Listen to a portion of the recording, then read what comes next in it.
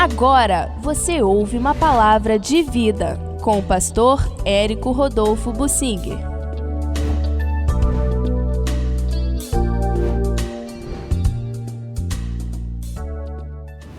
Como Deus cumpriu o sonho do apóstolo Paulo de edificar a igreja em Roma.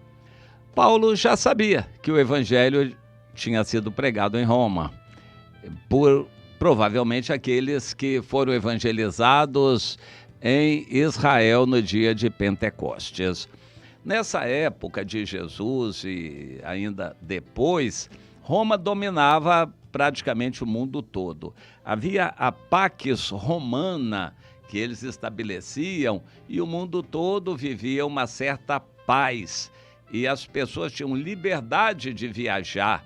Muita gente fazia a viagem turística, era uma viagem turística religiosa a Jerusalém. O templo tinha sido enfeitado, engrandecido, aumentado, e era uma das maravilhas do mundo antigo, principalmente pelos seus pátios imensos, galerias, escadarias colossais. O templo era suntuoso realmente e atraía multidões, milhões de pessoas do mundo inteiro por ano. E aqueles romanos que tinham estado lá, mesmo na Páscoa, quando Jesus morreu, já começaram a receber a notícia sobre Jesus. E depois, no dia de Pentecostes, receberam já o evangelho com poder. E então voltaram para Roma e começaram o trabalho. Quando o apóstolo Paulo escreveu a carta aos Romanos, ele já sabia da existência de muitos grupos cristãos lá em Roma. No capítulo final, 16 de Romanos, ele menciona perto ali de 20 células da igreja. A igreja não tinha templos, funcionava nas casas e era pujante, era forte, era evangelística, era missionária. Ela se reunia nas casas e Paulo mostra que acompanhava a situação lá e sabia das células da igreja em Roma. Ele não chamava de célula, chamava a igreja que se reúne nas casas. E ele, no início então do livro de Romanos, ele manifesta esse desejo, esse sonho de ir lá para edificar a igreja, ensinar, compartilhar dons espirituais e fortalecer os cristãos em Roma. Dentre eles, muitos até parentes de Paulo. Mas esse sonho não foi concretizado logo e Paulo foi preso.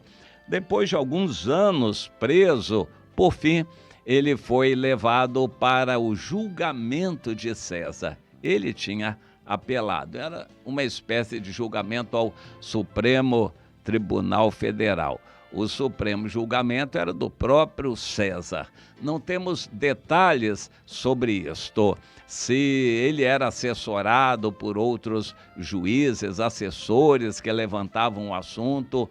O importante é que o assunto era trazido ao César e ele tomava a decisão final. E enquanto Paulo aguardava esse julgamento, ele teve muita liberdade nas prisões, desde Jerusalém, Cesareia, para pregar o evangelho, contactar os discípulos. E quando ele chegou a Roma, chegou com um status muito importante, um preso especial. No afogamento do navio, quando aquela tempestade veio, Paulo se destacou entre os presos, porque ele curou a muitos e certamente ele pregou o evangelho e ele ganhou uma admiração do centurião que cuidava dele.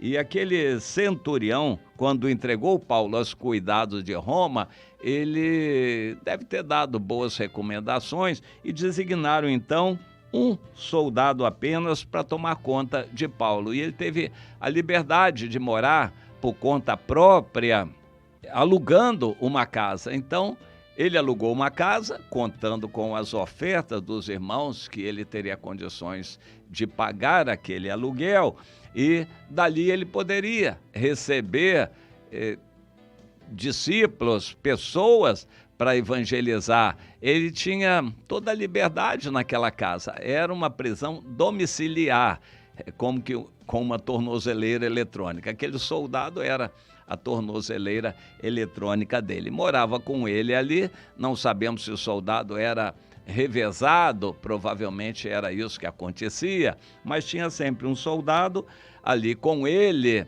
que também via a obra de Deus. Paulo só não podia fugir, o soldado estava para vigiá-lo. Fora isso, ele podia fazer qualquer coisa, contactar qualquer pessoa, receber qualquer pessoa, evangelizar, orar, ler a Bíblia, escrever. Ele tinha toda a liberdade e Deus julgou que aquela liberdade era suficiente. Deus entendeu que a liberdade que Paulo tinha era suficiente para fazer a obra que precisava fazer em Roma. E quando ele chegou, então, se instalou na casa, logo mandou recado para a sinagoga. Não sabemos se havia mais sinagogas, mas pelo menos uma mais próxima dele, e mandou recado que ele queria ver os judeus. Os judeus vieram, disseram que não sabiam nada a respeito da prisão dele, só tinham ouvido da seita dos cristãos, que era muito criticada entre os judeus, mas que eles queriam ver a Paulo e ouvir as novidades. As sinagogas eram abertas, democráticas. Nas sinagogas, qualquer pessoa tinha liberdade de expor suas ideias. E então, como eles dirigiam a sinagoga, eles queriam também dar oportunidade de ouvir a Paulo. Como Paulo não podia ir lá na sinagoga, a sinagoga veio até ele. Então, no versículo 23, Atos 28, 23, diz que, havendo-lhe eles marcado um dia, os judeus, vieram em grande número, a sinagoga toda veio, ao encontro de Paulo, na sua própria residência. Então, ele certamente se preparou com carinho. Desde a manhã até a tarde, Paulo fez uma exposição em testemunho do reino de Deus, procurando persuadi-los a respeito de Jesus, tanto pela lei de Moisés como pelos profetas. Houve alguns que ficaram persuadidos pelo que ele dizia, outros, porém, continuaram incrédulos. Bem, e a coisa continuou. A maior parte deles, judeus, não voltou mais. Paulo deu uma palavra dura que desanimou aqueles que tinham um pouco de ânimo, e só ficaram com ele os que já estavam persuadidos. Interessante os termos utilizados aqui pelo Lucas, que era companheiro de Paulo, que escreveu o livro de Lucas, o Evangelho, e o livro de Atos, e não sabemos da profundidade da fé do Lucas. De qualquer forma, ele era médico, no caso aqui um coletor de informações e escritor, mas não sabemos da profundidade da vida cristã dele. O que ele narra aqui é que o Espírito Santo convenceu alguns judeus e provavelmente eles se converteram, alguns poucos. A partir dali, eles vinham por conta própria. A sinagoga não veio mais, mas judeus, alguns, vieram. E Paulo precisava primeiro falar aos judeus. Ele tinha isso como norma de conduta dele. O evangelho será pregado primeiro em toda a Judéia, depois Samaria e até aos confins da terra. Ele, por onde andava, primeiro procurava os judeus para evangelizá-los. Depois ele partia para os outros. Aquela ocasião foi decisiva para ele. Alguns judeus provavelmente continuaram e foram discipulados, mas Depois, Paulo ficou livre para atender os cristãos. E aí começou a chamar os cristãos que vinham, eram discipulados, oravam. Ali se tornou uma escola de tempo integral, uma escola de discipulado, de aprofundamento bíblico e teológico. Paulo tinha toda a liberdade para isto e foi muito melhor, acredito eu, do que se ele tivesse liberdade plena, porque ele gastaria muito tempo com outras atividades, inclusive de fugir das pessoas que o queriam matar. Isso havia por toda parte. Naquela casa ele estava como que seguro, havia um soldado tomando conta dele, claro, uma corporação de soldados supervisionando a situação. Então ele estava bem guarnecido, bem protegido, debaixo do poder do César, do imperador, aguardando a boa vontade do imperador de marcar um dia em que ele seria julgado. Não temos mais notícias, o livro de Atos termina por aí, mas em algumas cartas ele diz que na primeira vez parece que a coisa não foi favorável a ele e, no entanto, ele continuava preso na expectativa do que Deus faria. Parece-nos que a prisão dele foi sendo agravada cada vez mais, até que, por fim, ele foi decapitado. E há muitas histórias fora da Bíblia sobre isto. O fato é que Paulo teve muitos anos de prisão em Jerusalém, Cesareia, Roma, em várias prisões de Roma, até o final. Nesse tempo, ele pôde receber muita gente, ele pôde discipular muita gente, ele pôde escrever livros, os principais livros que ele escreveu foram escritos em prisão, e assim ele pôde exercer o ministério dele, cumprindo o sonho dele, que era ir para Roma. Por que ele sonhava com Roma? Porque Roma era a capital do mundo naquela época, e um evangelho forte, poderoso, uma igreja ativa em Roma, seria uma força para o mundo todo, e foi. O evangelho em Jerusalém, em algum momento, se acabou. Lá pelos anos 610, por aí, a partir daí, os muçulmanos tomaram Jerusalém e acabaram com a igreja de Jerusalém. A igreja de Antioquia também acabou. As igrejas da Ásia Menor, na Turquia, também se acabaram. E depois de Constantinopla, também. A igreja que se expandiu e evangelizou o mundo foi a igreja de Roma. O evangelho a partir de Roma. Só na eternidade nós vamos poder avaliar a importância do trabalho de Paulo em Roma.